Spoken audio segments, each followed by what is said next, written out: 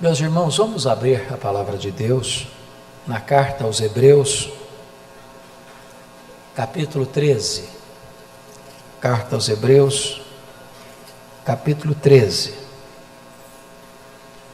E nós vamos ler dos versos 7 ao verso 17. Hebreus 13, 7 a 17.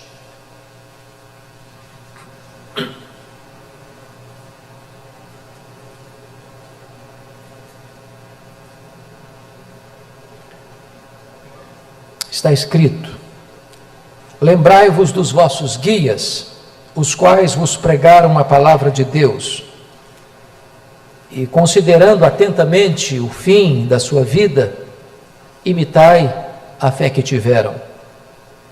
Jesus Cristo ontem e hoje é o mesmo, e o será para sempre.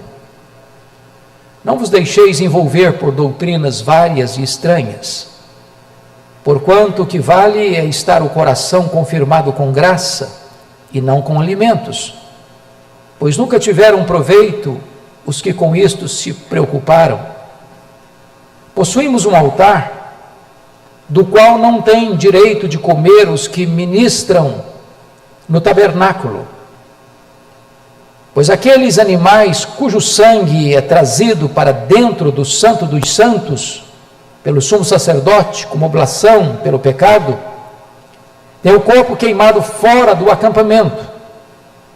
Por isso foi que também Jesus, para santificar o povo, pelo seu próprio sangue, sofreu fora da porta. Saiamos, pois, a ele fora do arraial, levando o seu vitupério. Na verdade, não temos aqui cidade permanente, mas buscamos a que há de vir.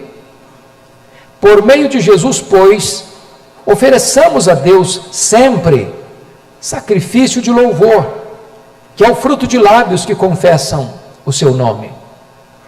Não negligencieis igualmente a prática do bem e a mútua cooperação, pois com tais sacrifícios Deus se agrada, Deus se compraz. Obedecei aos vossos guias e sede submissos para com eles, pois velam por vossa alma, como quem deve prestar contas, para que façam isto com alegria e não gemendo, porque isto não aproveita a vós outros. Irmãos amados, eu quero, à luz desse texto, pensar um pouco com vocês sobre o tema: como ser um crente fiel fora dos portões. Como ser um crente fiel fora dos portões. O cristianismo é a religião do caminho, e não a religião de quatro paredes. O cristianismo é um movimento mais do que uma instituição.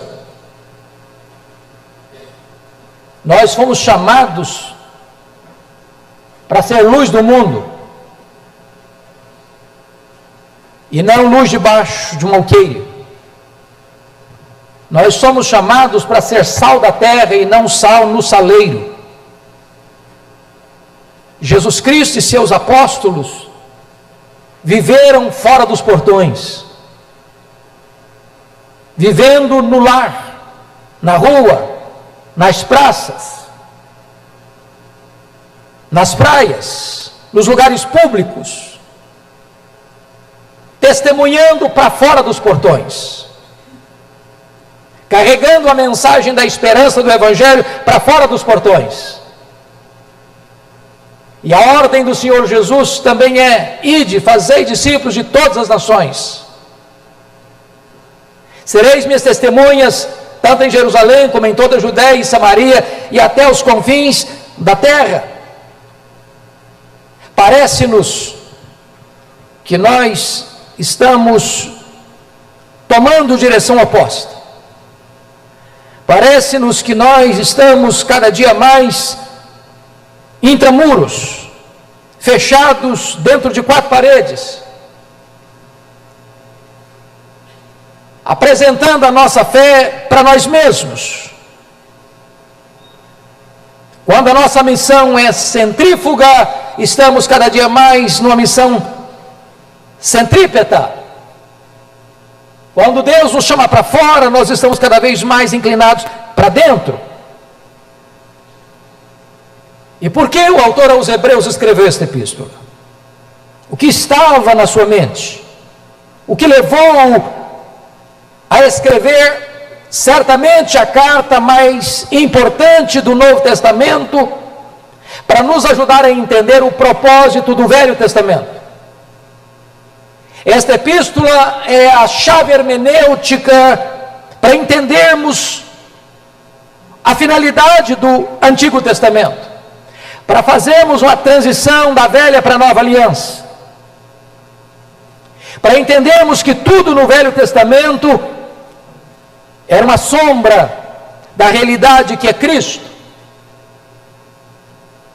O que aconteceu é que com a perseguição generalizada a partir do ano 64, do incêndio de Roma, e a maioria dos escritores entendem que esta carta foi escrita depois da deflagração dessa perseguição, muitos crentes judeus que tinham deixado o judaísmo e abraçado o cristianismo estavam enfrentando terríveis perseguições.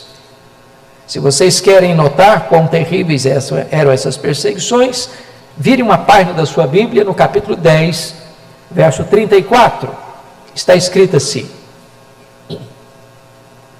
porque não somente vos compadecestes dos encarcerados, como também aceitastes com alegria a expoliação dos vossos bens, tendo ciência de possuirdes vós mesmos patrimônio superior e durável. Você pode imaginar o que é que o Estado chegar e tomar sua casa, tomar seu apartamento, tomar seu carro, expoliar seus bens? Você já imaginou o que é você ser um crente, de repente o Estado chega e faz você sair da sua cidade, e você sai com a mão atrás, outra na frente, sem bens, sem recursos? O grande problema é que o judaísmo não estava recebendo o mesmo tratamento de perseguição, mas os cristãos sim. E o grande problema que está por trás desta carta, e por isso o autor escreve esta carta, é porque muitos crentes hebreus, que tinham deixado o judaísmo para abraçar o cristianismo em face da perseguição, estavam sendo tentados e já de malas prontas estavam para voltar para o judaísmo, para não enfrentar o sofrimento, para não enfrentar a perda de seus bens, para não serem encarcerados. E esta carta então é escrita para mostrar para aqueles crentes que estavam inclinados a retornar ao judaísmo, que esta decisão seria uma loucura. E a tese que ele defende nesta carta é que Jesus Cristo é melhor. E ele prova que Jesus é melhor do que os profetas, de que Jesus é melhor do que os anjos, de que Jesus é melhor do que Moisés, de que Jesus é melhor do que Josué, de que Jesus é melhor do que Arão. Que a aliança que Jesus inaugurou é superior à antiga aliança, que o sacrifício que Jesus realizou é melhor do que o sacrifício que os sacerdotes levitas ofereceram, que o ministério de Jesus tem uma ordem superior à ordem dos sacerdotes levitas, porque ele é sacerdote para sempre, segundo a ordem de Melquisedeque. E então, para levar de volta esses crentes que estavam querendo deixar o cristianismo para voltarem para o cristianismo, ele mostra para eles que o cristianismo não é uma religião para dentro, é uma religião para fora. Para fora. Que voltar para a religiosidade judaica, voltar para o templo, voltar para os ritos, voltar para as cerimônias, voltar para o sacerdócio levítico, voltar para os sacrifícios judaicos, isso era apostatar da fé.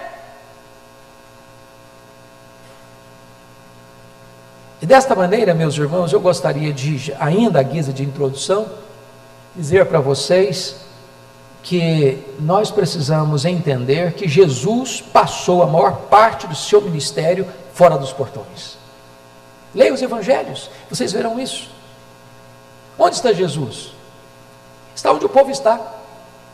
Ele está na rua, está na praça, está na praia. É lá onde as pessoas estão que ele está. E se você perceber, Jesus vai chamar os seus discípulos onde? Na praia, numa coletoria. É lá onde as pessoas estão que ele está, fora dos portões. Segundo, ainda a guisa de introdução, Jesus, quando tramitou dentro dos portões, ele enfrenta controvérsias. Quando ele esteve dentro dos portões, ele enfrenta, por exemplo, o questionamento dos fariseus, dos escribas. É ali que ele enfrenta os grandes embates teológicos com os líderes de Israel. É ali que ele enfrenta os grandes dramas em relação ao sábado.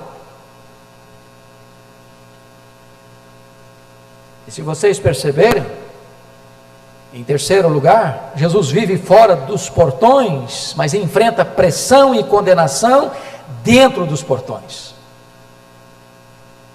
Porque é dentro dos portões é que se trama a sua prisão, a traição, é dentro dos portões que se trama a sua morte.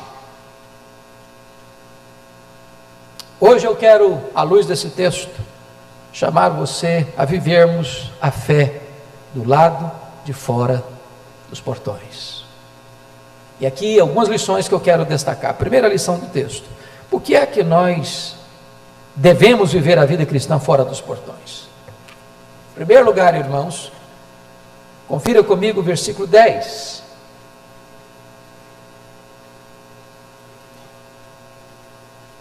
Possuímos um altar, do qual não tem direito de comer os que ministram no tabernáculo, porque o altar é do lado de fora do portão. Esse altar aqui é uma espécie de metonímia, que é uma figura de linguagem que substitui um termo por outro.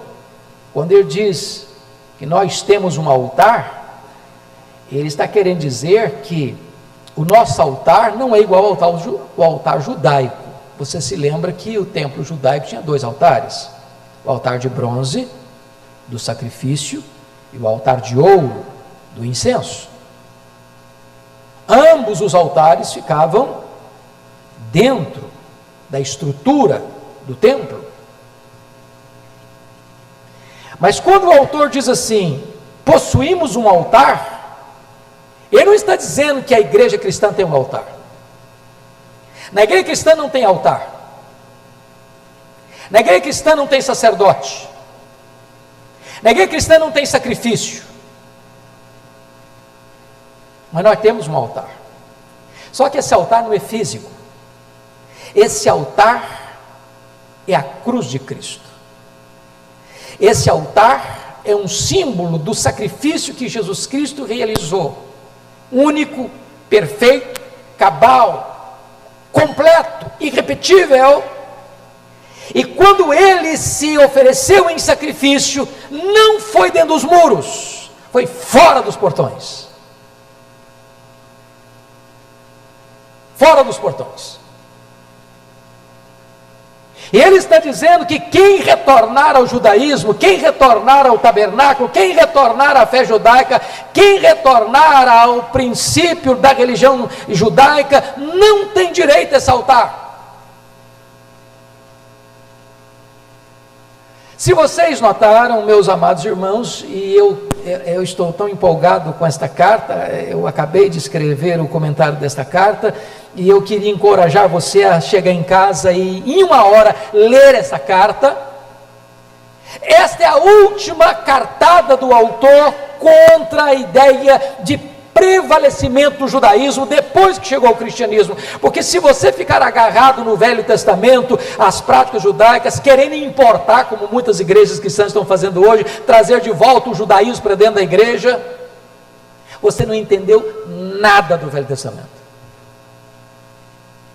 O Velho Testamento tinha um único propósito: preparar a chegada do Messias, preparar a chegada do cristianismo. É uma transição natural. A sombra, ela só é real, só necessária quando não chega à realidade. Chegou à realidade, a sombra não precisa mais. Voltar para o judaísmo, voltar para os sacrifícios, voltar para o altar, voltar para os sacerdócios, voltar para os rituais judaicos, é dizer o seguinte: então Cristo não tem mais valor. O nosso altar é Cristo. Nosso altar é Cristo. Agora veja comigo o versículo de número 11. Porque ele vai dizer que os altares judaicos eram tipo ou sombra do verdadeiro altar, que foi a cruz. Ele diz assim: pois aqueles animais cujo sangue é trazido para dentro do Santo dos Santos, pelo sumo sacerdote como oblação pelo pecado, tem o corpo queimado fora do acampamento. Aqui tem uma coisa que você precisa entender à luz do dia da expiação. Você se lembra disso? O dia da expiação era um dia só no ano.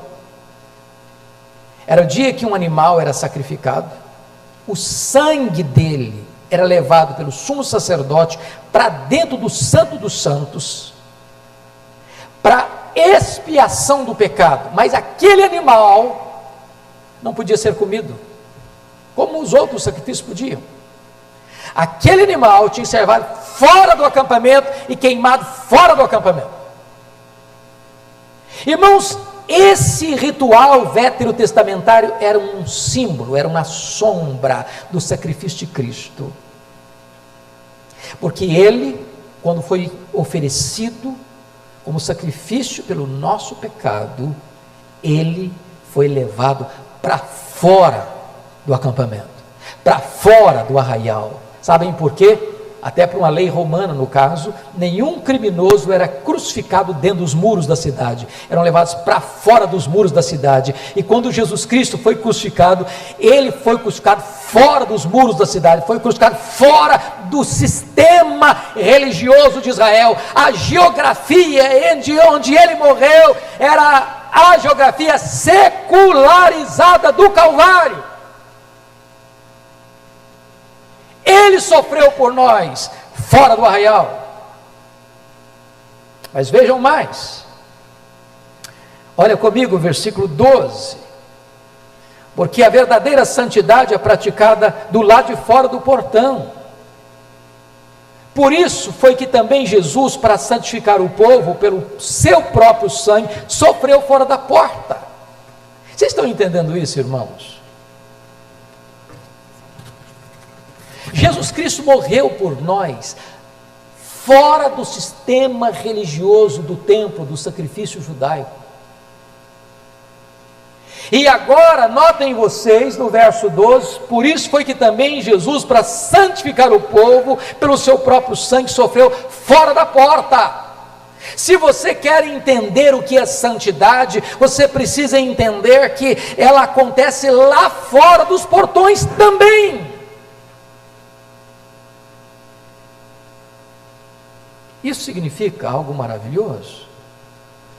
Significa que a nossa religiosidade não é intramuros, mas ela acontece lá fora, dentro da sua casa, dentro da sua faculdade, dentro da sua empresa, dentro do seu escritório. Isso santifica a secularização do seu ambiente e transforma em lugar sacro, porque é lá fora dos portões é que Jesus derramou o seu sangue para santificar o seu povo. E nós podemos entender que santidade, irmãos, é algo que tem que acontecer fora dos portões. Senão nós criamos uma esquizofrenia espiritual. Somos muito espirituais no templo e lá fora nossa vida não é outra coisa. Cantamos aleluia aqui dentro e falamos palavrões lá fora. Erguemos aos céus hinos de louvor aqui dentro, e lá fora nós cantamos coisas que profanam o nome de Deus. É lá fora que nós precisamos buscar a vida de santidade. Mas mais do que isso, confiram comigo, versículo de número 13, parte A: saiamos, pois, a ele fora do arraial. O que está acontecendo aqui? A igreja dos hebreus estava querendo voltar para dentro do arraial. A igreja dos hebreus, com medo de perseguição, estava querendo voltar para dentro do sistema religioso, estava querendo voltar para dentro do judaísmo. E aí, o texto está nos ensinando que se nós queremos encontrar Jesus, vai ser lá fora. Você pode encontrar lá na rua, lá na esquina, lá na sua escola, lá na sua empresa, lá nos seus negócios, lá no seu namoro, lá no seu noivado, lá no seu casamento. Você pode encontrar com ele na sua cama conjugal, você pode encontrar com ele nas mesas de reuniões, você pode encontrar com ele na sua cozinha. O que o texto está querendo nos mostrar é que se a nossa espiritualidade é apenas uma espiritualidade institucionalizada, da religiosidade sacra de um templo, de um local, de uma geografia, nós não estamos entendendo qual é a natureza do cristianismo que nós abraçamos. Mas ainda, versículo 13, parte B, nos diz: porque o lugar de trabalhar para Cristo e sofrer por Ele também é fora dos portões. Olha o versículo B, da parte B do versículo 13: saíamos, pois, a Ele fora do arraial, levando o seu vitupério. Irmãos queridos, sabe o que está acontecendo? Os crentes hebreus, querendo fugir do vitupério, da vergonha, do sofrimento, da perseguição, estavam querendo se abrigar, se esconderem dentro do sistema religioso judaico, dentro do templo, dentro do judaísmo. E ser crente entre quatro paredes é simples, é fácil, você está protegido. Mas você tem que ir lá fora, lá na rua, lá na sua sala de aula, lá na sua faculdade, lá no meio que você tem 30 funcionários, só você é crente. E você não vai se calar, e você não vai se omitir, e você não vai se acovardar, e você vai se posicionar, e você vai colocar o que você crê, o que você defende, o que você entende. E nesse momento, quando você se posiciona lá fora dos portões, você vai levar o vitupério de Cristo. As pessoas vão dizer coisas horríveis para você, as pessoas vão odiar você, as pessoas vão perseguir você, as pessoas vão achar que você é alguém que fora da realidade do mundo contemporâneo, mas você vai lá fora levando o vitupério de Cristo. Se você quer conforto, o cristianismo não é o seu lugar.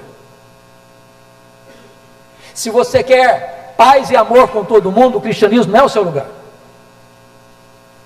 Cristianismo não é para covardes. Fé cristã é para quem está disposto a renunciar a si mesmo, a tomar a sua cruz e seguir a Cristo fora dos portões. Agora, irmãos, há um segundo ponto que eu quero destacar nesta mensagem. Agora, é como viver a vida cristã fora dos portões. E eu quero destacar alguns pontos. Primeira coisa, para você viver a vida cristã fora dos portões, você não pode jogar fora o legado que você recebeu. Olha comigo o verso 7. Você pode ler o verso 7 comigo, por favor? Vamos juntos? Lembrai-vos os vossos guias, os quais vos pregaram a palavra de Deus, e considerando atentamente o fim da sua vida, imitai a fé que tiver. Agora preste atenção que o verbo lembrar significa que você e eu também temos a tendência de nos esquecermos daquelas pessoas que passaram pela nossa vida e nos influenciaram, que nos abençoaram. Às vezes nós temos uma memória fraca para guardar isso. Agora, notem vocês que ele não está falando dos líderes atuais, ele está falando dos líderes que já se passaram, talvez alguns que já tinham morrido. Sabe o que ele está dizendo para essa igreja que está sendo tentada a dar as costas para Cristo e voltar para o judaísmo? Pense um pouquinho, lembrem aqueles que pregaram para vocês o Evangelho, pensem neles, lembrem-se deles. Agora, lembrar de quem? Que tipo de líder, que tipo de guia, que tipo de pastor, que tipo de liderança espiritual que merece ser lembrada para renovar o nosso coração e o nosso compromisso com Deus? Primeiro, os quais vos pregaram a palavra de Deus.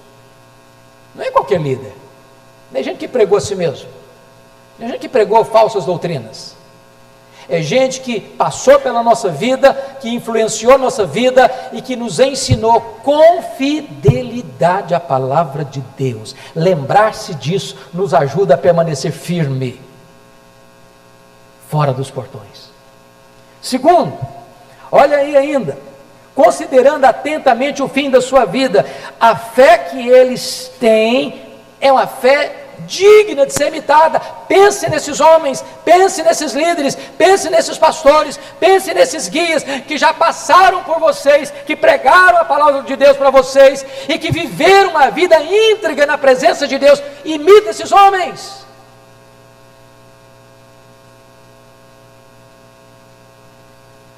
Imitai a fé que tiveram, siga o exemplo deles.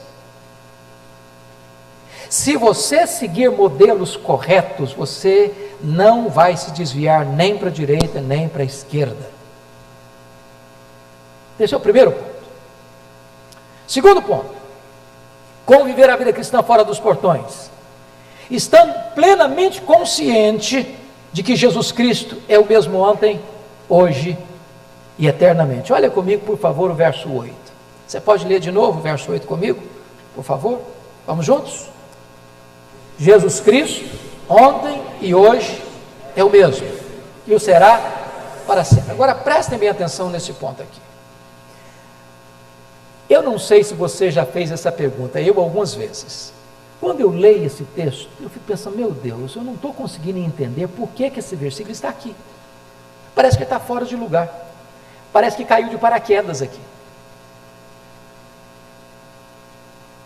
Ele está falando de guias, que foram exemplo para o povo no passado. Mas prestem bem atenção, que esse versículo está entre dois versículos, líderes fiéis do passado, com líderes que estão induzindo a igreja com falsas doutrinas no presente. É isso que está no versículo 9, não vos deixeis envolver por doutrinas várias e estranhas.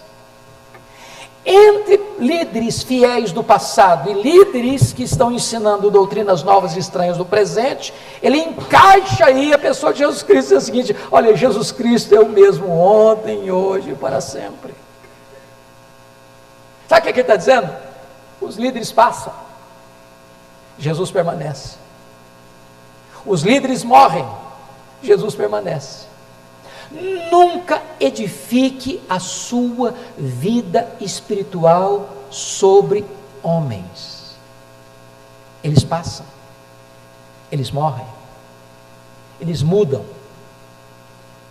Agora notem mais,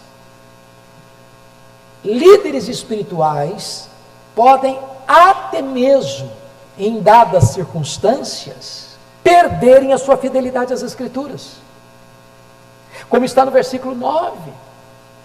Então, para que você não fique olhando para lá, para cá, inseguro, incerto, o que você vai fazer da vida? Ah, meu Deus, o fulano de tal agora mudou a cabeça, agora o fulano de tal está pregando outra coisa. Meu irmão, foque a sua atenção no supremo pastor da igreja. Ele é o mesmo ontem, ele é o mesmo hoje, ele é o mesmo para sempre, ele é imutável. Olha para ele, mire nele, para que você não seja seduzido diante dos perigos da vida. Terceiro lugar, como é que você pode ser um cristão fiel fora dos portões? Terceiro lugar, não se torne prisioneiro daqueles que querem sequestrar a sua liberdade em Cristo. Olha comigo o versículo 9. Você pode ler o 9 comigo, por favor? Vamos juntos? Não vos deixeis envolver por doutrinas várias e estranhas, porquanto o que vale é estar o coração confirmado com graça e não com alimentos, pois nunca tiveram proveito os que com isso se preocuparam. O grande ponto aqui, irmãos, é que os líderes que estavam induzindo esses crentes a retrocederem, estavam levantando aquela velha e surrada heresia que Paulo ostensivamente combateu em sua carta aos Romanos, em sua primeira carta aos Coríntios, em sua carta aos Colossenses, que era a tendência judaica de pôr a santificação dentro do âmbito de algumas restrições dietéticas. Como é que você é santo? Você vai se santificar não comendo isso, não comendo aquilo, não comendo aquilo outro. É a famigerada ideia de que as coisas externas podem mudar a sua vida interna. E eu vou dizer para você que não é o alimento que entra no seu estômago e sai do seu estômago que confirma você com graça. O que confirma você com graça é a fé bendita no Senhor Jesus Cristo que habita em seu coração. Você não é mais crente porque come ou porque deixa de comer. Então não deixe jamais que gente chegue em você e bote em você um cabresto espiritual, que sequestre a sua liberdade em Cristo. Em Cristo você é livre, você não pode mais colocar peias na sua vida, você não pode mais se deixar algemar por usos e costumes. Vocês estão entendendo, irmãos? O que está sendo dito aqui? Qualquer forma de legalismo escraviza. Você é livre. E livre não é para pecar, não. Livre para ser santo. Livre para andar com Deus em novidade de vida. Livre para viver uma vida cristã autêntica, porque Jesus Cristo realizou por você um sacrifício perfeito e Ele pode santificar você de forma plena, sem lançar mão desses recursos do legalismo. Mas, de que maneira que um crente pode viver uma vida cristã fora dos portões? Quarto lugar, estando plenamente consciente da transitoriedade da sua vida aqui. Olha o versículo 14 comigo, vamos ler juntos 14? Na verdade, não temos aqui cidade permanente, mas buscamos aqui há de vir. Por que eu disse isso aqui? Pense comigo a cabeça de um crente hebreu que está sendo perseguido, seus bens estão sendo sequestrados, estão sendo presos, alguns estão morrendo pela sua fé, perdendo o emprego, e eles estão pensando o seguinte: mas e aí? E se eu perder minha casa? E se eu perder meu sítio? E se meus bens forem tomados, o que eu faço? Para onde eu vou? E o autor está mostrando neste argumento o seguinte: você não pode retroceder na fé por medo de perdas, por medo de perseguições, porque você não tem aqui cidade permanente. Aqui você é peregrino. Aqui você está de passagem, aqui você não tem casa permanente, aqui você não tem herança permanente, aqui você não tem propriedade permanente, aqui você está apenas de passagem, porque a sua pátria está no céu, o seu lar está no céu, a sua herança está no céu. Não plante o seu coração aqui. Se você se agarrar às coisas da terra, você desprezará as coisas do céu. Quinto lugar, como é que você pode ser um crente fiel fora dos portões? Confessando ousadamente o nome de Cristo, por meio do sincero e autêntico louvor.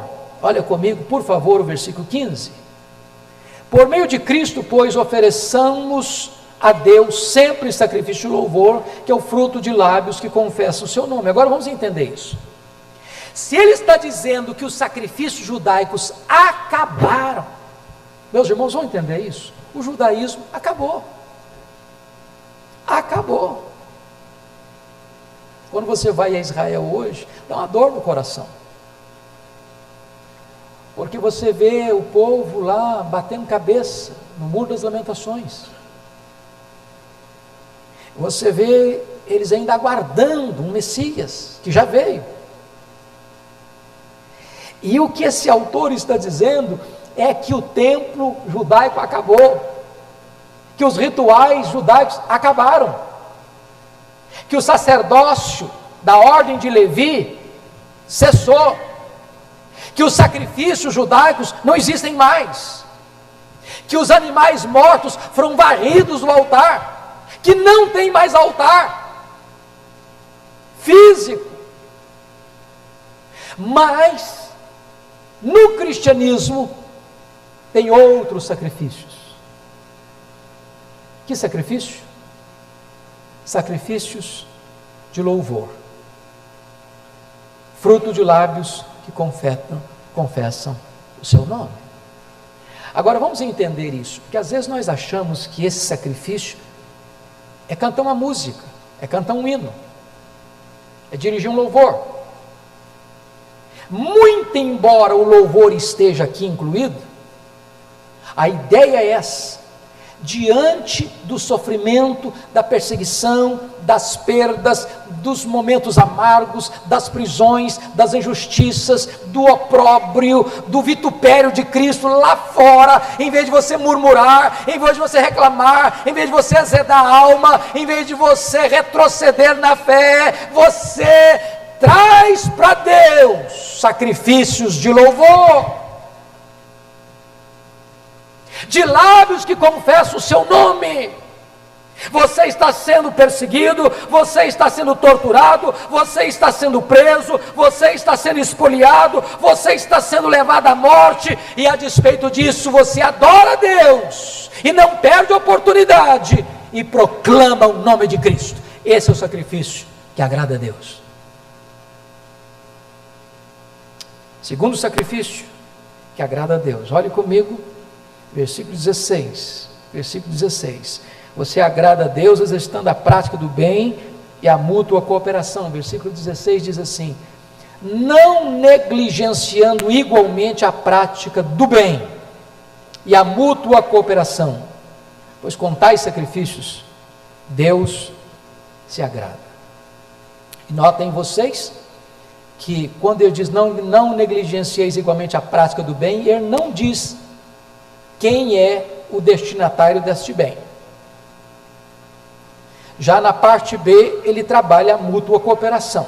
Então note isso, irmãos. Sabe o sacrifício que Deus quer e gosta e se agrada? É quando você pratica o bem, quando você ajuda alguém, quando você socorre alguém. Quer ver isso? Olha nesse capítulo 13, por favor. Versículo 1 diz assim: seja constante o amor fraternal. Amor aí não é ágape, amor aí é filadelfia. E filadelfia é o amor de irmão de sangue. Como é que você ama um irmão de sangue? Você ama o seu irmão de sangue porque ele é maravilhoso? Pode ser. E se ele não for maravilhoso, você ama assim mesmo? Ama. Você ama não apenas por causa das suas virtudes, mas apesar dos seus defeitos, você ama. Se alguém for brigar com ele, você entra na briga, você defende. Se ele estiver preso, você se importa com ele. Se ele estiver sem dinheiro para comer, você socorre. Olha o versículo 2: não negligencieis a hospitalidade, pois alguns praticando sem o saber acolheram anjos. Se você é alguém que pratica o bem, a sua casa é uma casa aberta. Sua mão é aberta, seu bolso é aberto, seu coração é aberto, sua casa é aberta. Olha o versículo 3: lembrai-vos dos encarcerados como se presos com eles, dos quais, ou dos que sofrem maus tratos, como se com efeito vós mesmos em pessoa fosseis os maltratados. Então você olha para uma pessoa que está presa como irmão de sangue, o que você faria? Você ia visitar, você ia saber se a família está precisando de ajuda. Então a prática do bem é isso. Você precisa olhar na sua congregação e fora dela o seguinte: quem é que está passando alguma necessidade que precisa de ajuda? O amor cristão não é discurso, o amor cristão é prática. Bob Pearson, fundador da Visão Mundial, orou a Deus e disse: Senhor, quebra o meu coração com as coisas que quebram o teu coração. Sabe uma coisa que agrada a Deus? É ser generoso. Ser generoso, irmãos, é você abrir o coração e expressar a graça de Deus na vida de quem está sofrendo. Seja uma palavra, seja uma ajuda financeira, seja uma visita, seja uma companhia, seja você estar perto. É você demonstrar a bondade de Deus através da sua vida. Eu já disse isso aqui e vou repetir. Eu li um livro que impactou muito o meu coração. Esse livro trata de generosidade. E esse livro diz que se você quer ser uma pessoa generosa, você poderia fazer uma coisa muito simples e fácil. Você poderia comprar uma jarra bem bonita, de vidro. Se você é muito assim requintado, pode ser de cristal, e bote na sua sala. Mas não para colocar flor ali dentro, só para colocar terra, absolutamente terra. Passa por lá todo dia e dê uma olhada, para lembrar você duas coisas: primeiro, de onde você veio; segundo, para onde você vai. Você veio do pó, você volta para o pó. Sabe o que é a sua vida? Um traço entre pó e pó. Porque você não apenas veio do pó, você não apenas voltará para o pó, você é pó. Do pó que você veio, você não trouxe nada. Para o pó que você vai, você não vai levar nada. Aliás, você e eu não somos donos de nada. Nós somos apenas mordomos do dono. E o dono é generoso. E no dia do juízo, o dono vai requerer de nós uma prestação de contas. E sabe o que ele espera dos seus mordomos? É que sejam encontrados fiéis. E a única maneira de você ser fiel com o que é do dono é sendo generoso com o que é do dono, porque o dono é generoso. O problema que você e eu temos para sermos generosos é que nós temos a síndrome de dono. E se eu sou dono, então é meu, para o meu deleite, para o meu prazer. Mas se você entende que você é mordomo do dono, então você vai ser generoso com o que é do dono. E esse é o sacrifício que Deus se agrada, é você ser generoso na prática do bem e na mútua cooperação. Eu vou fazer uma pergunta para você, não precisa me responder. Qual foi a última vez que você deu uma oferta para alguém? Uma oferta. Você botou a mão no bolso e depositou um dinheiro na conta de alguém. Mas não é porque pediu, não. É você tomou a iniciativa.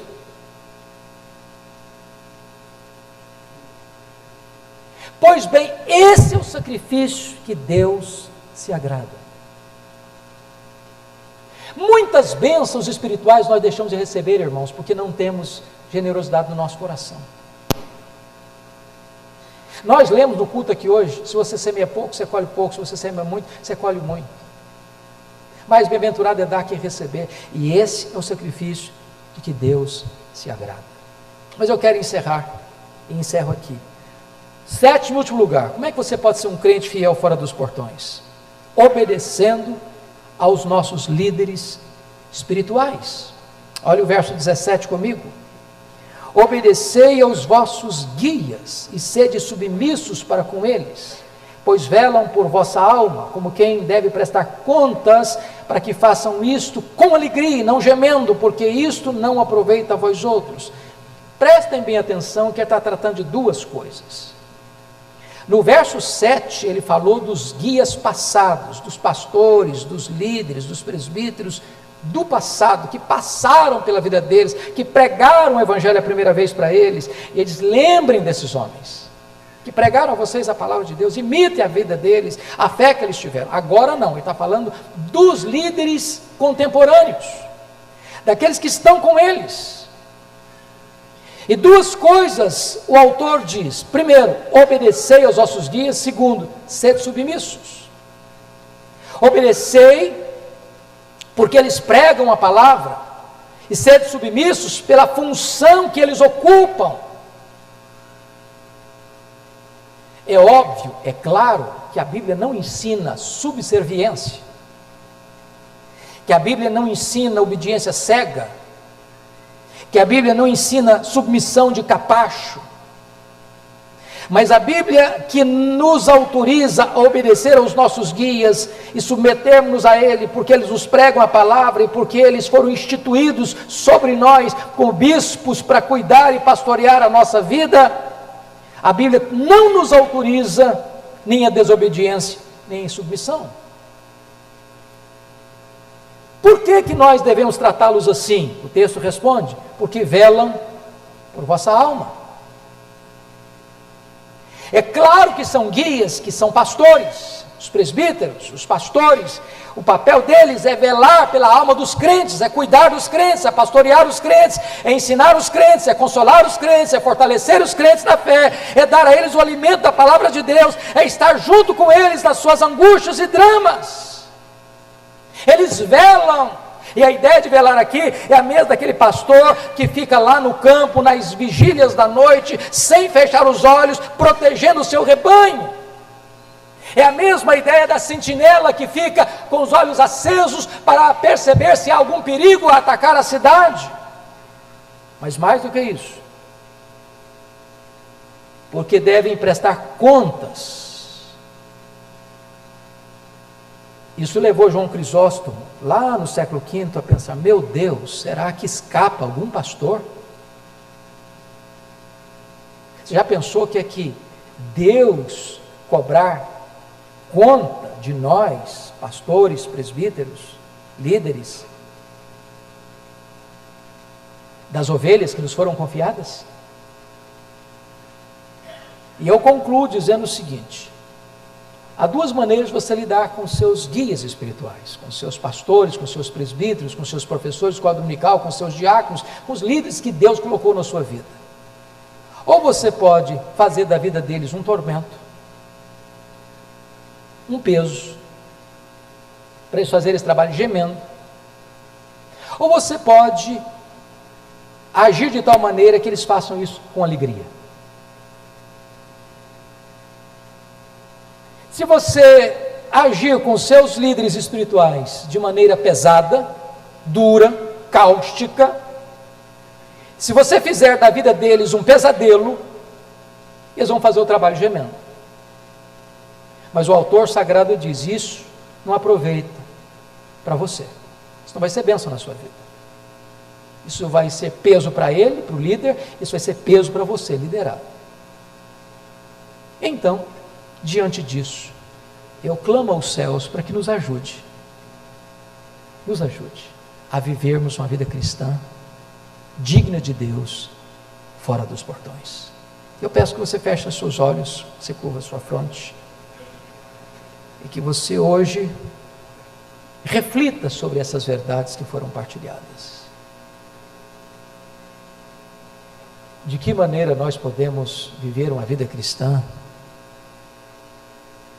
digna de Deus, fora dos portões, valorizando aqueles que já passaram por nós, lembrando-nos deles, olhando para Jesus Cristo, ficando atento para que ninguém nos escravize e sequestre a nossa liberdade espiritual, não acolhendo falsas doutrinas.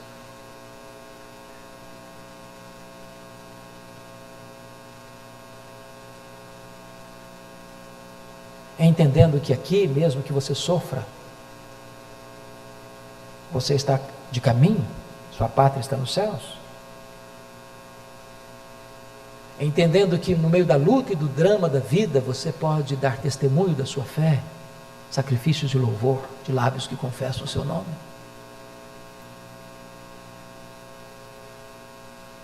Você pode fazer o bem, demonstrar amor, socorrer as pessoas aflitas, ajudar a pessoa que está passando aflição, necessidade.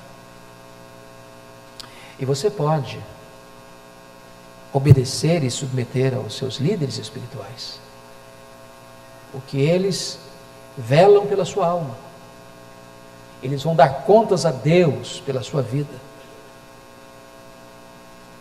para que eles não façam esse trabalho gemendo, mas com alegria, para que haja prazer no coração deles e haja regozijo no seu coração.